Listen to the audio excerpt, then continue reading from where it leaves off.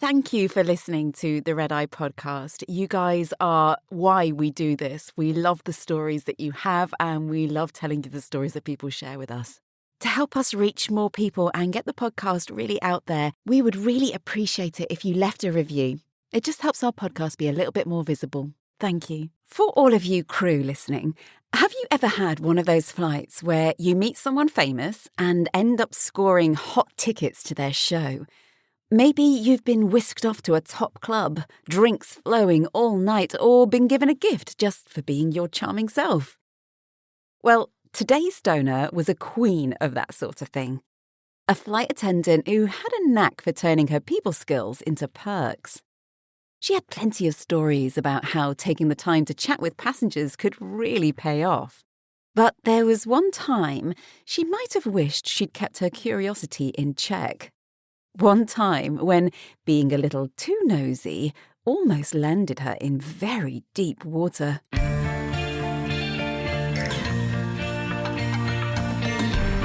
to armed and cross-check. Come fly the Red Eye! Welcome aboard the Red Eye. Hong Kong to London, circa 2012. Bodyguard. Lynn curled her lip and peeked through the curtain into the business class cabin, where the passengers were organising their belongings and taking their seats. She could tell who he was. The Italian-looking man in the sharp suit that looked as if he'd stepped off a movie set. He was watching over, guarding the man in front of him, who was much more casual, almost nondescript in jeans and a polo shirt. The kind of man you wouldn't look twice at in a crowd. Who is he? Liam shrugged. Didn't see. He just told me that his bodyguard needed to be sat next to him, so I swapped him with the person in front. Maybe he's famous, piped up Ruby, the galley girl. Liam looked thoughtful. He looks a little bit like a famous porn star I once saw, but I don't think it's him. Or he's got a ton of laundered cash in his bag, Ruby teased, raising an eyebrow. Wait till he's asleep, I'll check it out. Liam laughed.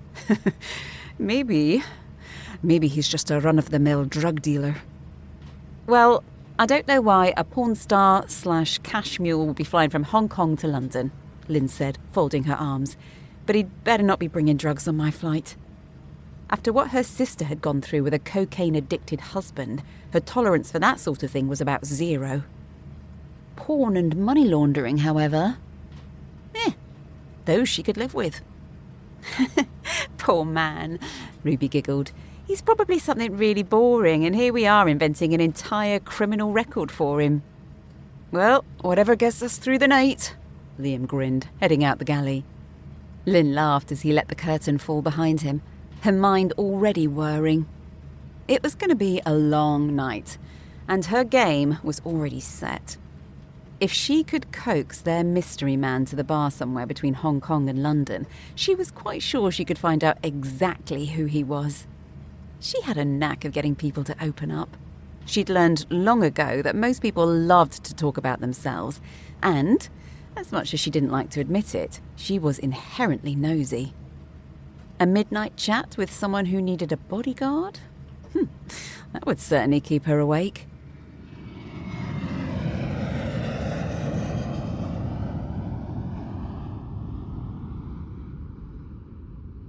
The cabin had settled into that soft hum of night flight quiet. A few hours out of Hong Kong, the lights were dimmed and most of the passengers were tucked under their duvets, screens glowing in the dark. Lynn had changed into her cardigan and slipped out to the bar, where she didn't have to wait long before their mysterious passenger joined her. He seemed so very average that Lynn had to keep reminding herself why he was of interest in the first place. She steered their conversation carefully, testing his defences, until he finally opened up about what he did. And, well, it was kind of boring. So, yeah, that's what I do, he concluded, after explaining how he provided prefabricated buildings for conflict zones. Well, that's really admirable, Lynn said, smiling through her disappointment. From what she had gathered, Jack, as she had learned was his name somewhere between refilling his glass and him complimenting the airline's whiskey, had simply spotted a business opportunity and had taken it. "So, how was your layover?" Jack asked, suddenly steering the conversation away from him. "Lan Kwai Fong?" Lin grinned. "Of course. How did you know?" "Oh, I do this route often. I know quite a few of your crew." "Oh," she said with mock guilt. Yeah, we are creatures of habit. Always the same bars, always the same bad decisions." For the next half hour, they swapped Hong Kong stories.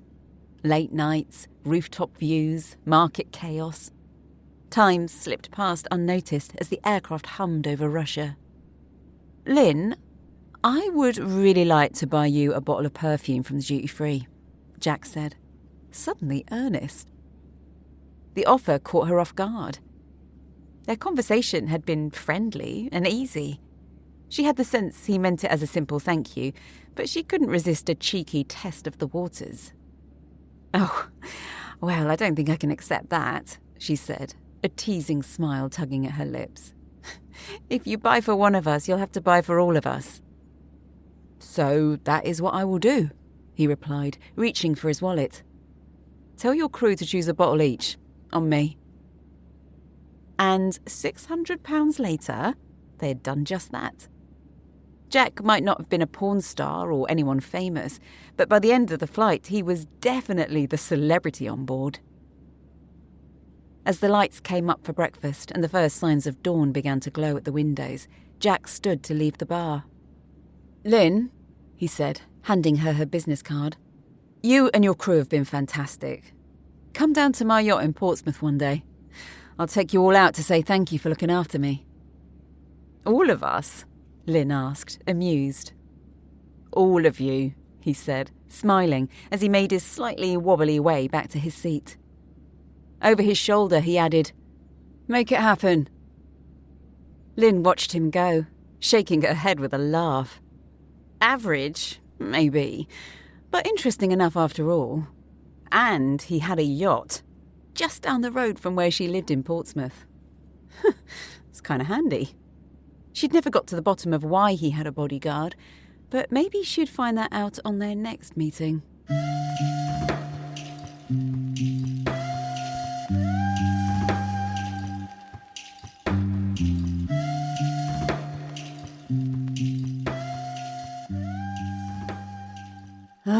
It was typical of crew, Lynn sighed as she grabbed a pashmina from the back of the door and headed out to the fancy car that was waiting.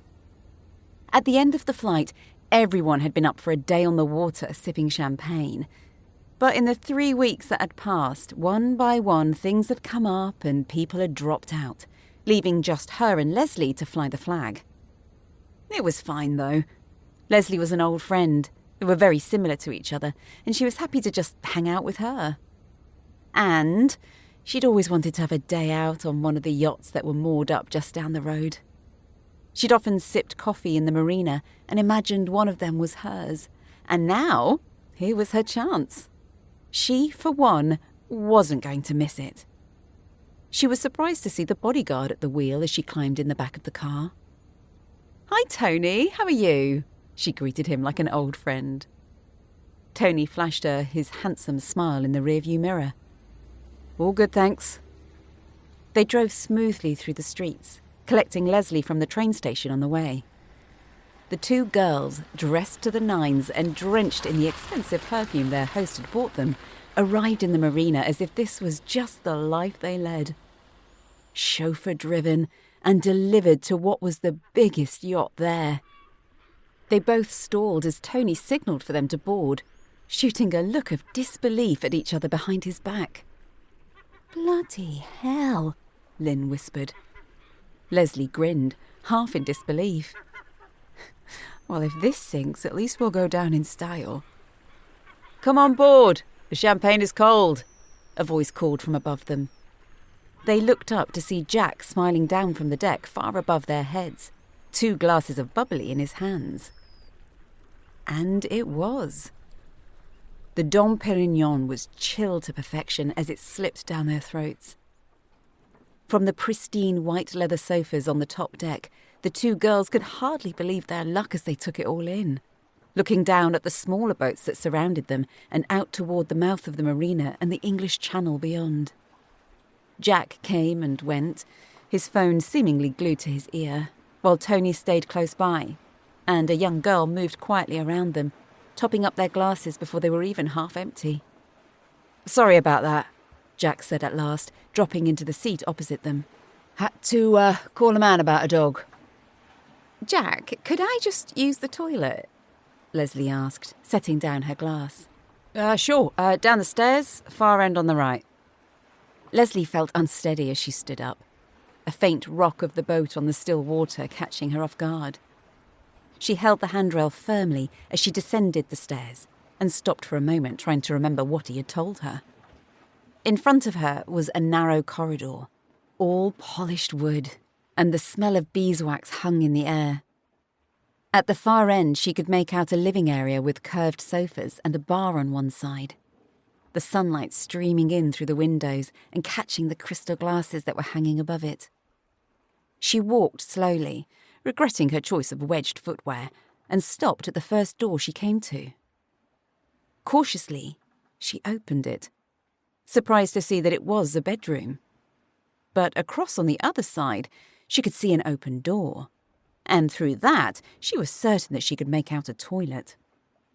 She should have carried on and found the other toilet, the one she was meant to use, but Leslie was nosy, and she went inside.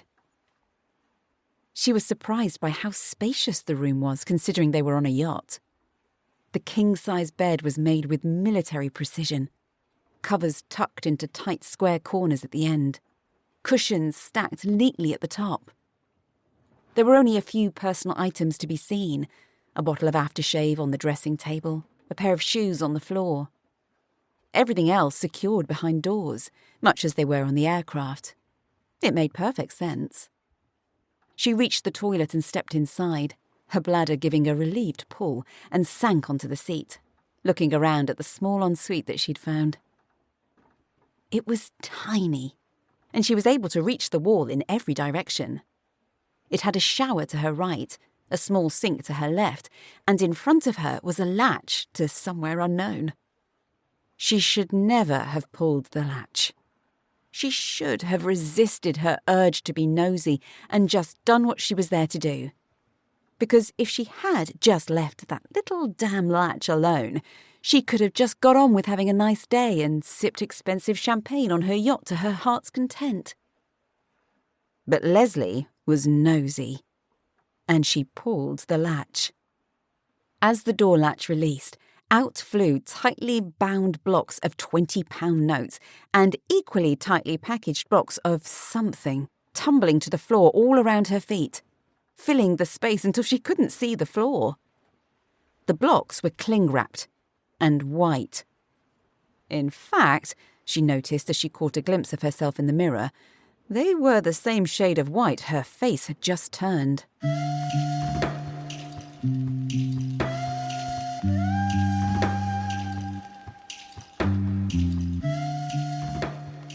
Lynn felt the sun on her face and closed her eyes for just a moment as a small group of people boarded downstairs. The engine purred into life somewhere far below them, and she felt them pull away from the dock a minute later.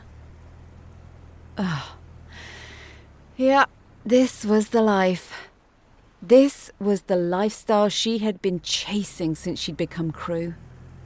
She'd seen many a crew member leave the job to get married to someone rich, and, well, while she had no romantic visions regarding Jack, if he was just to be a friend who happened to have a huge yacht and a cellar full of champagne, then she would take that. Yep, this was the life. So why did Leslie look like that? Lynn squinted as she watched Leslie pull herself up the stairs. She had a haunted look on her face, like something really bad had just happened in the toilet. Was she seasick already? Oh God, did she block the toilet perhaps? Oi, oi! Lynn looked up and saw the familiar face of one of the crew. Not one that had been on her flight where she'd met Jack, but a lad she'd met a few months back. Behind him, half a dozen others piled on board, all deck shoes and casual linen like they'd been here before. "Fancy seeing you here," the lad said with a huge smile on his face. "Small world," Lynn said wryly as Leslie sat down next to her. "And you too," he said to Leslie. "Uh-huh," Leslie said without a hint of recognition.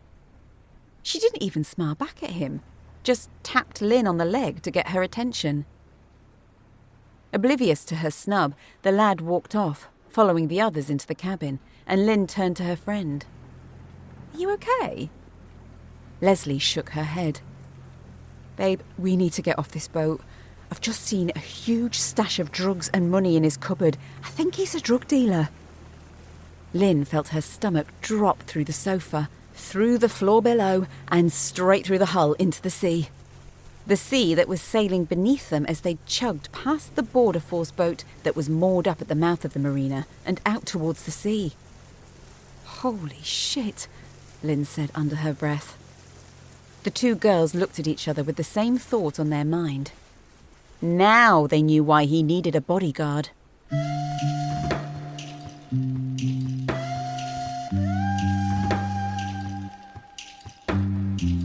Lynn was an overthinker, and she was a worrier, and as such, she actively avoided being in situations that might become troublesome. If the crew got out of hand on a night out, she would make her excuses and go back to her room before she got dragged into it. She played by the rules, avoided being involved with bad people, and as such, she led a mostly trouble-free life. Now, though, here she was, sailing the seven seas with a bunch of random people, some of who were crew, and they were all getting wasted in the living room inside on drugs provided by the guy whose yacht they were on. She was guilty by association. And if that customs boat suddenly pulled alongside, she had no doubt that she would have a whole lot of uninvited drama to deal with. Leslie hadn't said much. The pair of them were sat pretty much mute as the others partied inside, and Lynn racked her brains for their way out. But there was none. They were almost across to the Isle of Wight, and she wasn't a strong swimmer. Every time a boat came near them, her heart would pick up its pace until she was sure it wasn't the police. And she wasn't sure she wouldn't just have a heart attack if it happened many times more. "All good, girls?" Jack swaggered up the steps and came towards them just as she saw their opportunity to get away. Escape loomed behind him in the shape of a Union Jack-fronted boathouse. "Are you sure you aren't going to come and join the party?" He had asked them at least 3 times now, and each time she liked him a little less. Especially now, with the crust of white powder around his nose and the laddish, arrogant edge to his attitude that he hadn't had before. "I'm so sorry, Jack," she said, pulling on her best GCSE drama. "We must seem so ungrateful. It's just that neither of us seem to have sea legs. Leslie's been terribly sick." She flicked her eyes at Leslie, who was still notably pale, backing up her story. "Oh, sorry to hear that, love. You want some seasickness tablets?" "I think it's a little bit late for that," Lynn said hastily. "I don't suppose we could just moor up for a bit. Maybe getting her feet on solid ground for a bit would do the job." She looked across to where the small town of Cowes stood on the Isle of Wight, flocked by vessels of all shapes and sizes. It hadn't been the plan, she knew, but was it asking too much? Jack looked thoughtful for a moment, and then a smile took over his face. "Brilliant idea. We can stop at the island for a bit. I'll tell the skipper."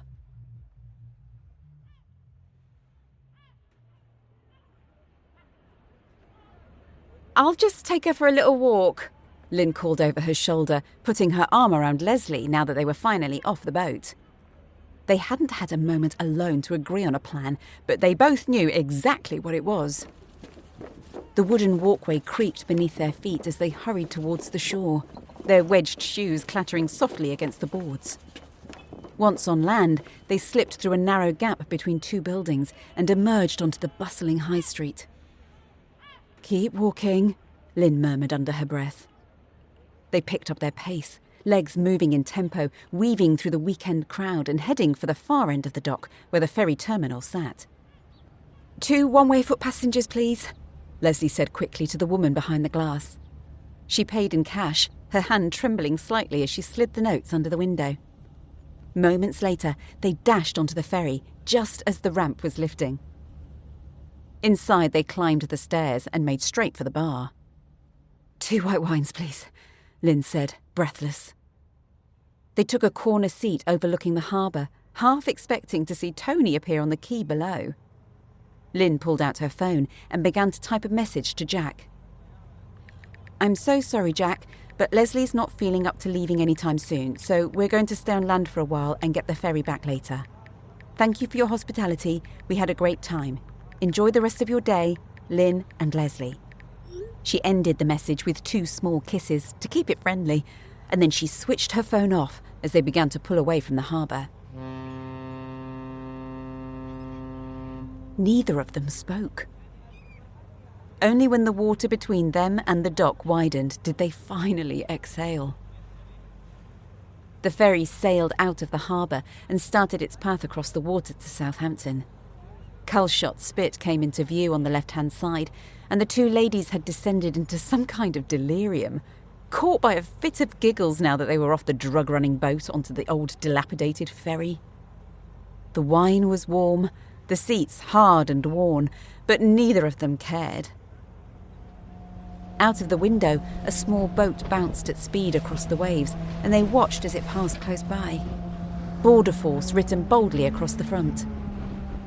A short time later, a larger ship with the same writing, a kind of military style but smaller, cut through the water behind it. "Oh dear," the man behind them muttered as the whole lounge watched the boats head to where they'd just come from.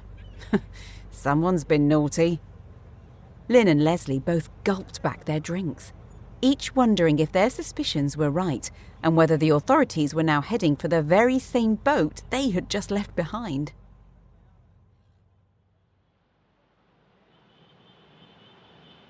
At the taxi rank in Southampton, they parted with a long, tight hug. "I think I'm going to stop being so nosy from now on," Lynn said, half laughing, deciding that quizzing interesting passengers at the bar had almost landed them in very deep water. "Oh, you and me both," Leslie replied, still regretting ever touching that latch, though in a strange way, it probably had saved them. "You and me both."